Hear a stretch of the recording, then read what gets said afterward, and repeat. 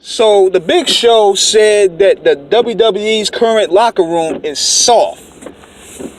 I was watching that on the Stone Cold podcast. You can check that out on the WWE Network. And he was calling out the new locker room, saying that these guys don't really fight and scratch and claw from like their previous era. They claim that, number one, they only play video games. There's really no aggression. There's no competitiveness. I would say that he's right, because it's a reflection of what society is now. But in the case of wrestling, the WWE, he's wrong. And let me tell you guys why. Because see, the WWE's current system and the way they do their politics is totally different. See, when guys like Stone Cold, Big Show, and all these older guys that came from previous eras talk all this, man, you need to rattle that cage. See, they was able to rattle that cage because they had Vince McMahon's ear. And another thing too, they had options. Vince McMahon had no choice but to listen to Stone Cold, The Rock, Big Show, Triple H, and all them guys when it came to pitching ideas. You want to know why? It's because he had the fear they was going to go to WCW, because that Ted Turner money was long. So he was scared that those guys was going to go ahead and leave him. That's why in the 90s it was so special, because you had wrestlers making surprise appearances, rebranding themselves. He was probably scared that some of them was going to go to ECW to repackage themselves to come back. It was a lot of things. So they had Vince McMahon's ear. And plus, there was a lot of options. There was a lot of options back then. But see, today, these guys don't have that. These guys don't have that option to go to a WCW or go to an ECW or go to any other league to make that good money. Because WCW is still offering some good money. ECW was great when it came to character development and repackaging yourself so the big leagues can notice you. They don't have that like that today. AEW is trying, but it's still, the WWE is still the landmark for where a lot of wrestlers need to go to get that big payoff. And they say, well, they're scared to rattle the boat. They can't really rattle the boat because, number one, they're scared to get fired. And if they get fired, where are they going to go? And see, it's so contradictory how the WWE do business, because you have guys like Zack Ryder. He got over on his own, and what they do? They buried him. CM Punk, he's another one. He got over on his own, and they cooled his jets off.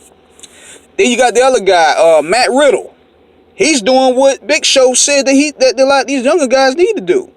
He's calling out Goldberg. He's calling out Lesnar. He's calling out all these old heads, and they're basically punishing him for that. Either punishing him or they're not really fond of it. So, as Jay-Z once said, is it Uchiwali or one mic? And I also found it funny how the Big Show was acting like he was one of them big shot callers. This guy became a straight up, he was a giant, he was a monster, he was a killer in WCW. He went to the WWE and became a straight oaf, a lovable oaf. They emasculated him, they put him on dresses, they put him on storylines that basically emasculated his character. He was getting punked by Daniel Bryan. He was getting punked by Stephanie. He was basically the big tall whipping boy. Where in WCW, he was a giant. He basically had the Brock Lesnar push in the 90s. Look at, he came in out the nowhere and got a main event with Hulk Hogan. He walked in a main event. Won the title from Ric Flair a year later. He basically stayed in the main event circle most of the time. The WWE basically made him a laughingstock. But see, at the end of the day, it all goes down to Vince McMahon and how he does business. He created this atmosphere. In a good world, yeah, in a good world of sports, if you get over with the crowd, they're going to put money over it. It don't work that way. It don't work that way. Because you have wrestlers that were dying to get over. They got over like Daniel Bryan, but the company didn't want to push him. He ended up getting over due to the pressure. But they didn't want to push him. They didn't want to push CM Punk. Even if you get over with the crowd, it don't really matter as long as they don't like you. If they like you, you're going to go far. Even if the crowd don't like you, if Vince McMahon likes you or stamp you, you're going to be in the picture regardless. And that's what happened with Roman Reigns. A lot of people didn't really like Roman Reigns. The crowd didn't like Roman Reigns. But Vince did, and they kept him in the picture. Kept him in the picture for the last 4 years. So that's my thoughts about that.